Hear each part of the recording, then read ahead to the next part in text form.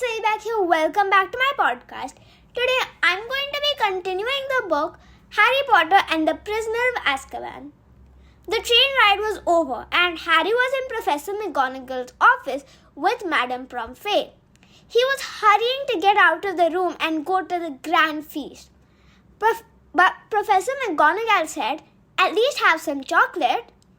Harry said, "I don't need any. Professor Lupin already gave me some on the train."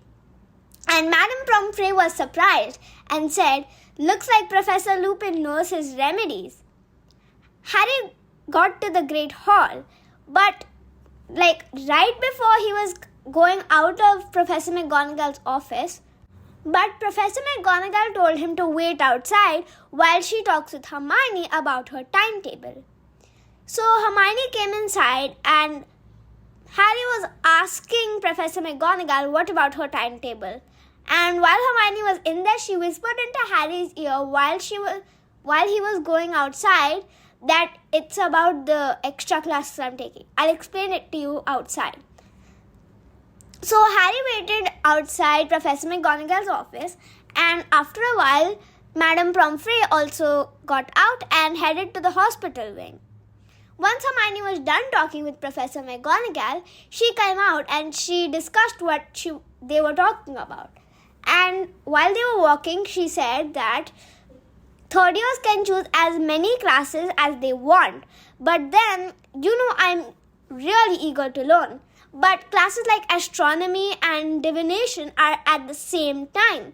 So I can't be at two places at once. So Professor McGonagall talked to me and told me how I could fix that problem.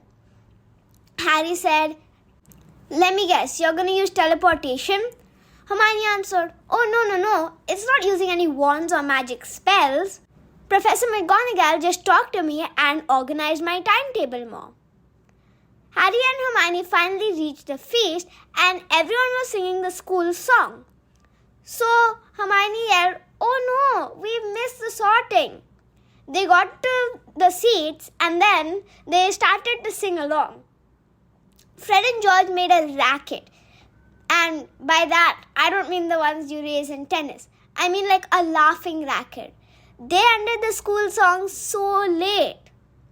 But that gave Hermione, Harry and Ron some time to discuss about, whatever was on that train.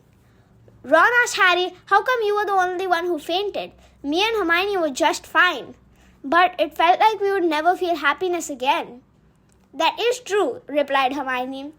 Harry asked, when Hermione was waking me up and when I fainted, I heard the same noise again and again.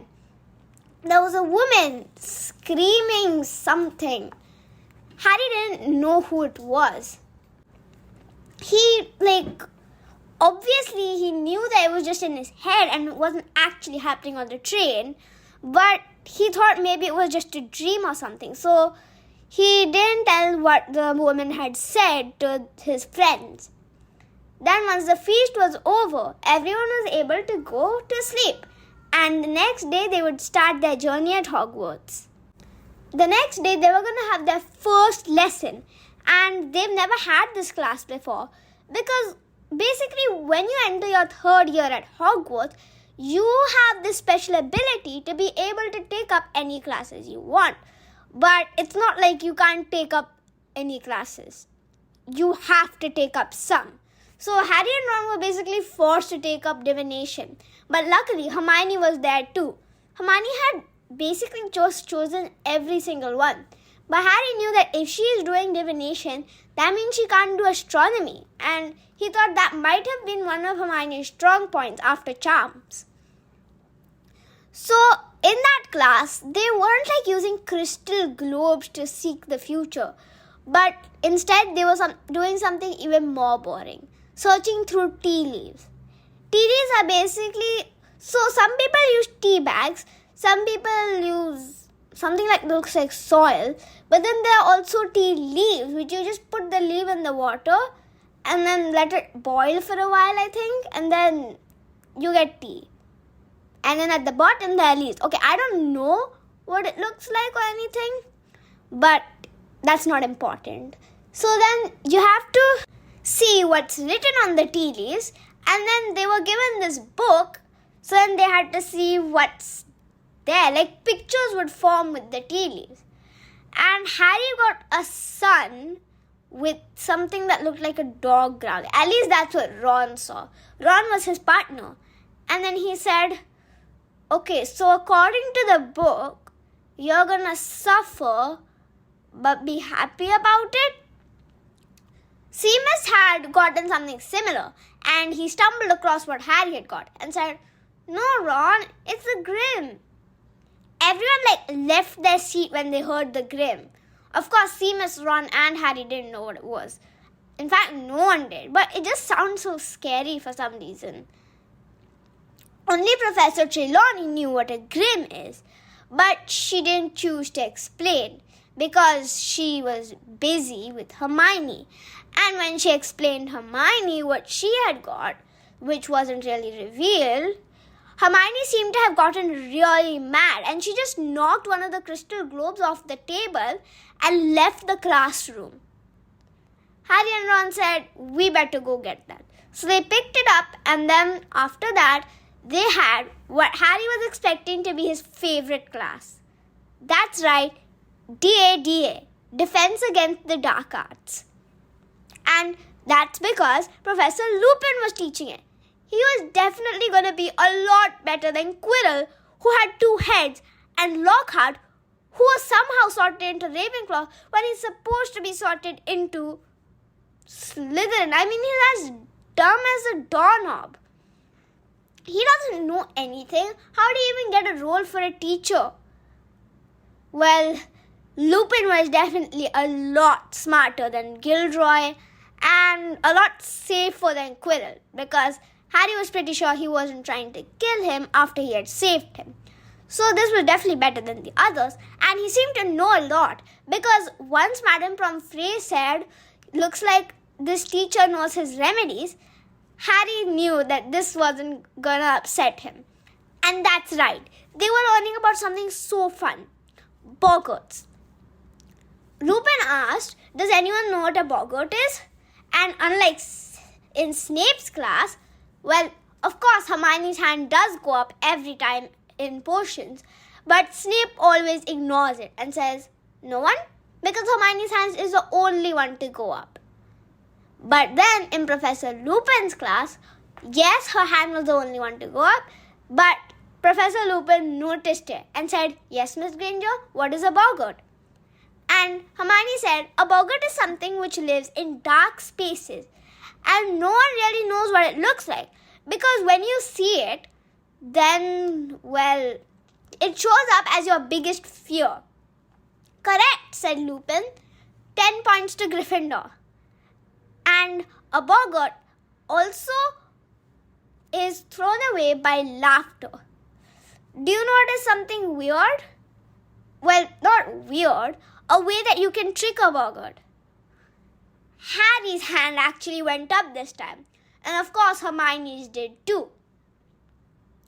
Harry said, well, if there are 2 people standing in front of a boggart and they have different fears, if Neville and Ron are standing in front of a boggart, I know Ron's biggest fear is spiders, and Neville's is, let's just say Neville's is a rat. Then won't the boggart turn up as half a rat and half a spider? That's funny, and maybe they'll laugh it out and the boggart will disappear. Great job, Potter, but not entirely correct. Miss Granger? Then, of course, Hermione said, Harry's half right, but the laughter won't make it go away. It'll get confused on what to turn into. It'll be spider for 1 minute, then rat for 1 minute, then spider for 1 minute. It's going to keep going like that, and only one person will be scared each time. So then the other one can perform the spell Ridinculous. And Professor Lupin said, great job, 10 more points to Gryffindor. Today we are going to be learning that spell. So he made everyone stand in a line, and they all saw their biggest fears. Neville was first, and actually his biggest fear wasn't a rat. It was Professor Snape. That's right, the boggart came out as Professor Snape. And, well, Professor Lupin said, you have to think of something funny and then say ridiculous. He said that, Lupin, I know you live with your grandmother. What does she wear? Neville started saying, well, she has a red handbag and she wears a lot of lipstick. She also has a hat. And then Professor Lupin interrupted and said, don't say think. And then once you're done, tap your wand and say ridiculous. Well, he definitely didn't have to say it. He just had to think. And when he said ridiculous, everything that he thought came onto Professor Snape. It was so funny. Everyone started laughing and then the boggart went back in. Everyone did that turn. But then when it was Harry's turn, he was about to do Lord Voldemort. But then he thought of the Dementor that he saw on the train and thought that's his biggest fear. So then he thought of a Dementor. But then that's what came out. But then he was thinking of something funny, but that's not important because he wasn't able to perform the spell. Professor Lupin came in front and said, ridiculous. And, well, sure it was funny, but Harry didn't get to do it. And it showed up as, it showed up as someone. Okay, if you don't know, in front of fast food joints, there's this weird thing which is red and it's big and it has air going into it at all times and it just shakes and shakes and shakes with his arms also wiggling and his head also wiggling. I don't know what it's called, but it was like that. A picture of that which was moving came on his dark black shirt and then the Dementor started acting like that. Everyone laughed and the boggart went back in. Harry was confused on why, he wasn't able to do the spell. But he didn't ask because class was already over. Then the next day after lunch, something shocking happened. Well, on every house door, there's someone who has been in that house as in a portrait. And for Gryffindor, it's a fat lady. But, well, the next night, in the morning, the fat lady was gone and they weren't able to go in the dormitory. Once they got out, that is.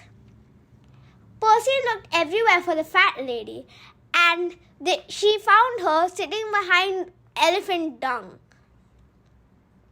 She was too scared to go back to the job because she said Sirius Black almost attacked her. That's right, Sirius Black, the masked criminal who's got out of Azkaban. And he was the only one to. That's why the Dementors attacked Harry on the train. Well, not exactly attacked. She said that he asked for the password and for her to open up. But then she said no, so he threatened of attacking her. They had to sleep in the Great Hall along with all of the other house people, students, because Sirius Black could still be in the building. Percy searched everywhere because, well, he was a prefect. So did Professor Dumbledore, Snape, and Professor McGonagall. They all searched for Sirius, but of course he wasn't there. I mean, he escaped Dementors. He'll obviously be able to escape teachers. But how did he get in? All rumors were spreading on how Sirius Black got in. Some were saying maybe he parroted into the building. Some said that, well, maybe he got a disguise. Hermione was saying that no one can disappear and appear in Hogwarts school grounds. And I'd like to see a disguise which can fool these Dementors. He definitely did something else. Polyjuice potion? Suggested Ron. Hermione said, of course not. How's that going to fool Dementors? The only thing I can think of which can is ice. Of course, that was a joke. But does it really? So then the next day, they finally got able to, get in and out of their dorm, Gryffindor dorm. But then there wasn't a fat lady. You know the saying, you never miss something until it's gone? Well, they never thought that they would miss the fat lady. But now they did. She was usually annoying, but the one who's guarding their door now is even more annoying. It's Sir Cadogan. He is very annoying. He's like a kid who has a pony which he pretends is a knight and a sword which is taller than him, and it got stuck in the ground anyway, so he can't use it. And he wears knight in shining armor. And he would never just let people in like how the fat lady would do sometimes on some occasions if she was lucky. He did not give away luck. He would always be like, do you want to duel? Come on, grab that mop over there. I'm sure it'll be good enough. That's not happening, said Seamus. And he just kept yelling the password, Fortuna Major, Capet Draconis. He thought maybe it was wrong. But then he just said, it's actually Fortuna Major. But come on, I won't let you in without a good old duel. Who are we? Pigs? Well, that was one thing. But then they had a Hogsmeade visit. And Harry couldn't go, sadly. But Ron and Hermione brought back lots of treats. Then after a few days, some potions classes, other classes, transfiguration classes, another defense against the dark arts class where they were learning about hinky punks, and then one care of magical creatures class where they were learning about newts. I think that's what they were called. No, blast-ended shrews. That's right. Then yet again another Hogsmeade visit came. But of course Harry couldn't go again because Vernon Dursley, his uncle, didn't sign a form. And he couldn't get Professor McGonagall to sign it either because she's not a parent or guardian. And the only one you get it. But while he was just sneaking around in his invisibility cloak, his footprints were shown in the snow, and Fred and George Weasley stopped him and said, "Where are you going? Come on, take this off." And they pulled the invisibility cloak off Harry and said, "This is the solution to all your problems." And they just handed him a plain old piece of parchment. Harry asked, "What's this rubbish?" Fred, I don't know who said it. One of them said, he asks, "What's this rubbish?" And then Harry looked and unfolded the parchment and said, "There's nothing written on this. What am I supposed to do with this?" They both said, "Well, this is the Marauders map. You tap it with your wand and say, 'I solemnly swear I'm up to no good.'" Then ink started to appear. That's right, ink. And then it would just spread over the whole paper until the whole map was there. Fred said, "You can see anyone," George said. "Anytime," Fred said, "and what they're doing." And then Fred said again, we nagged it in our first years, but we were really innocent back then. But we noticed our needs, then George said, are better than yours. And he said, "But how is this supposed to help me?" And George said, "There are 7 secret entrances into Hogsmeade. We know that Filch knows 4 of these and has blocked them off. Then this one is in Dumbledore's office, where we can clearly see Dumbledore is right now. And this one, the entrance is blocked by the Whomping Willow. but you can use this one, which is just in Gryffindor common room. Harry got there and he got to Hogsmeade. That was amazing. He was under his invisibility cloak, of course, though. And he met Hermione and Ron and played around with them a little. Hermione said, Harry, you can't be here. Sirius Black is on the loose. What if he catches you right here and kills you here? Ron said, look, Hermione, and he pointed at a yellow notice card which said, no wizards and witches after 9 o'clock. Dementors will be patrolling Hogsmeade. And it's still 6:30. I don't see how Sirius Black is going to come here with Dementors patrolling the place. Hermione said, what if he's here now?